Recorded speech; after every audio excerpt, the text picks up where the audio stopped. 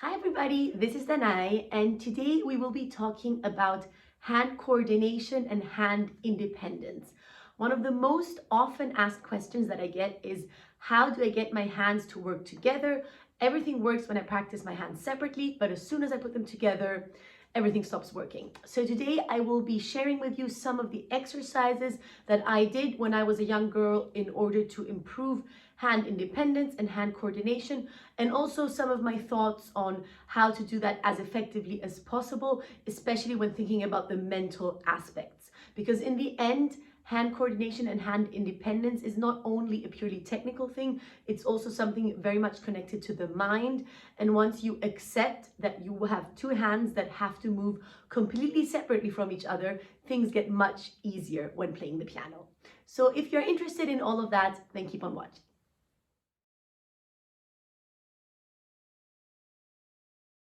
So before I start talking about exercises that I actually do at the piano, I just want to mention little things that are kind of fun, or you can call them exercises, but they're not real piano exercises, that you can do when you are away from the piano. Basically anything that works on your mind, separating your left from your right hand.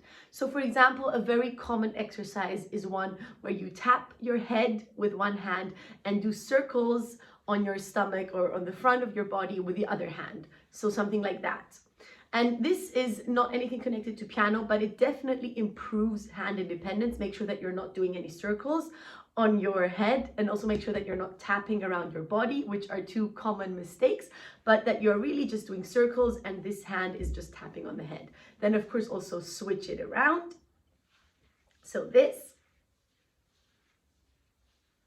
And another similar exercise to that is when you rub your one hand on one leg while the other hand is tapping, and then vice versa. I'm just going to lower the camera so you can see what I'm doing.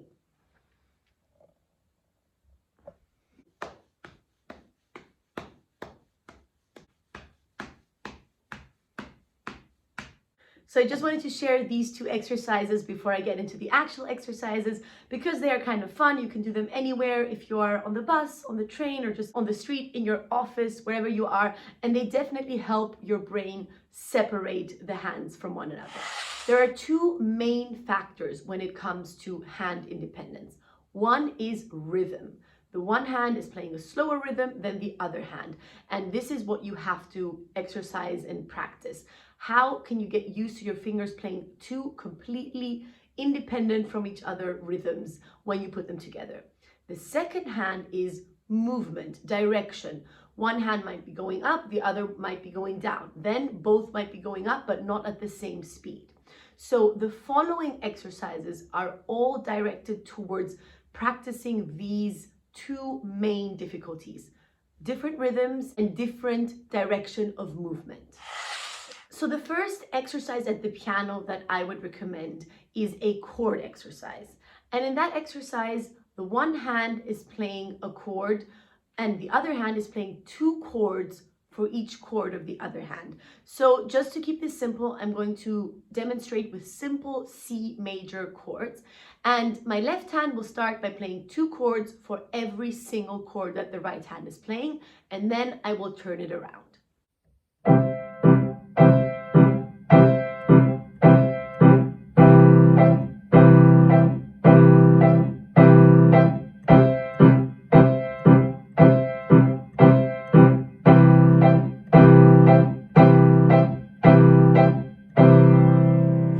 Then I do the exact same exercise only with triplets. So for every chord that the one hand is playing, the other hand will be playing three chords. And then again, turn it around.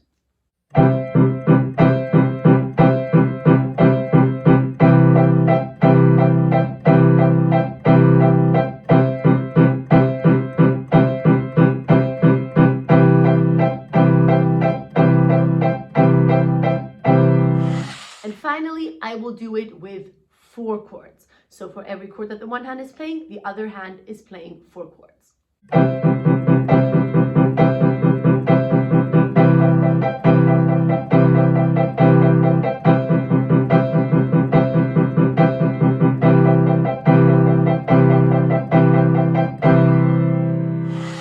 So the next exercise is a simple C major scale, not even the entire scale. We're just going to be working with C, D, E, F, G. So very simple, 1, 2, 3, 4, 5 in both hands from C to G. Firstly, just play those 5 notes up and down in a parallel motion and make sure that they are very even in both hands. So no accents, really focus on each finger that you are playing, just upwards with both hands and downwards with both hands.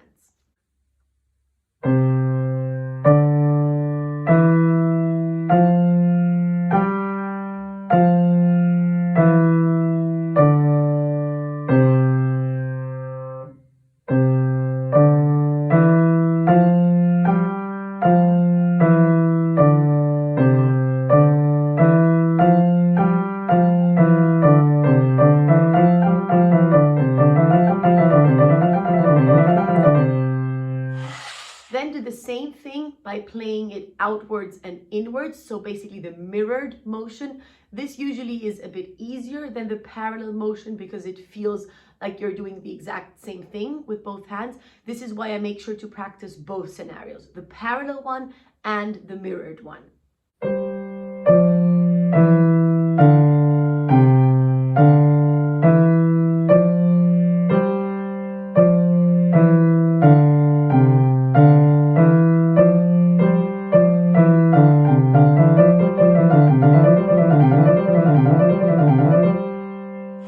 The next exercise is to play one hand just like you did with the chords in double time. So for each note, let's say that your right hand is playing, your left hand will be playing 2 notes. However, the scale will be going on. This means that your left hand will be playing double the amount of notes that your right hand is playing and will do the whole movement twice. And I turn the whole thing around.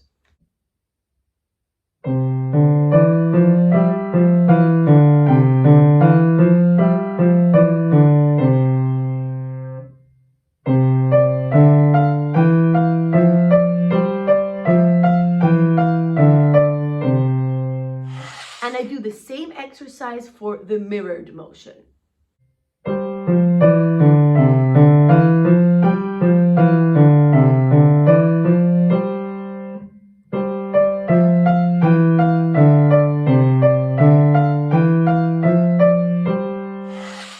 The next exercise is very similar. I basically do the same thing only with triplets. So I'm going to start with my right hand playing the slow, long notes, and my left hand will be playing 3 notes for each note of my right hand. So I will be going up and down this C, D, E, F, G pattern 3 times. Then I will turn it around and my right hand will be playing the triplets, and then I will do the same thing for the mirrored hand motion.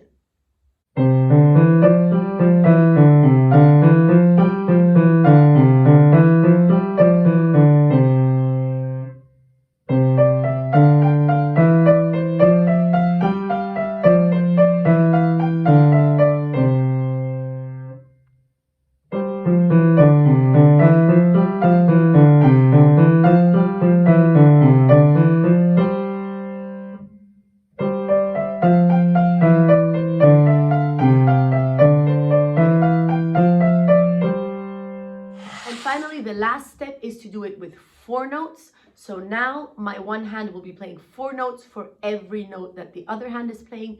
And again, I will practice both the parallel motion and the mirrored motion.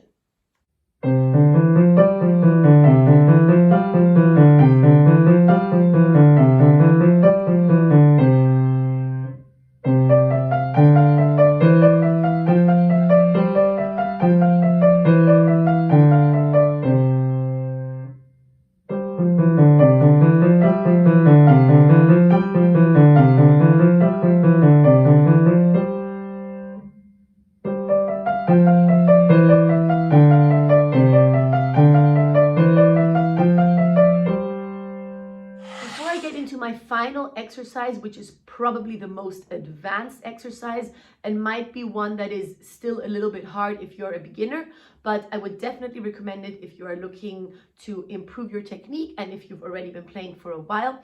I just want to mention that regular practice of such hand independence exercises is key, because your brain will do so much work and will help you so much during your sleep if you practice regularly. And by regularly, I mean ideally daily, even if it's just a short amount of time. I've mentioned this in my previous videos as well.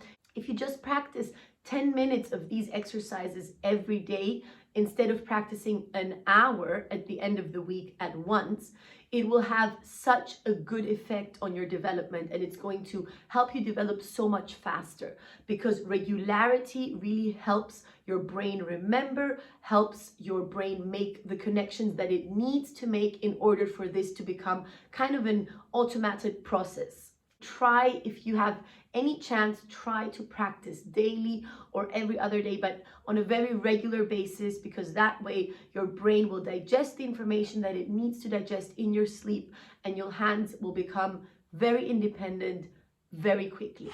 So the final exercise is a little bit harder because it's going to work on polyrhythms. I have made an entire video on polyrhythms in the past. I will link it in the description box down below. So if you want, definitely feel free to check it out. It goes much more in depth than I will right now.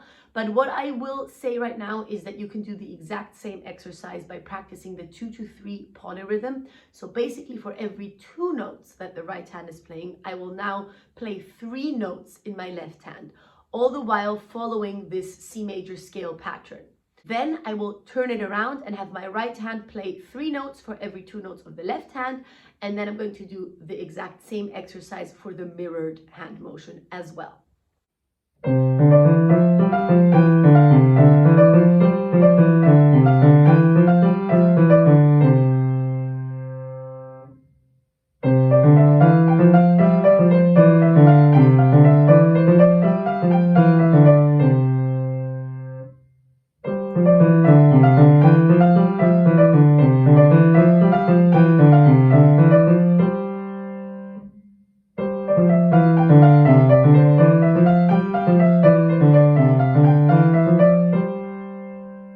So these were my basic hand independence exercises. This is what I would recommend that you do if you are trying to improve at piano playing when you put both hands together, or if you feel that you have any difficulty when putting both hands together. Let me know if this helped you, or if you are already doing some of these exercises in the comments down below.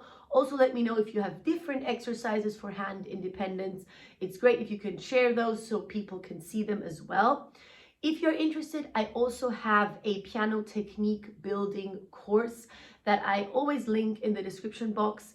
It is a course where I share my basic technique building exercises. So if you're interested, definitely go ahead and check that out. It goes very much in depth. It includes a workbook. It has the exercises notated and different camera angles so you can see everything in detail. And if you enjoyed this video, leave it a like and subscribe to my channel. That would help me a lot. And I will see you again next week. Bye.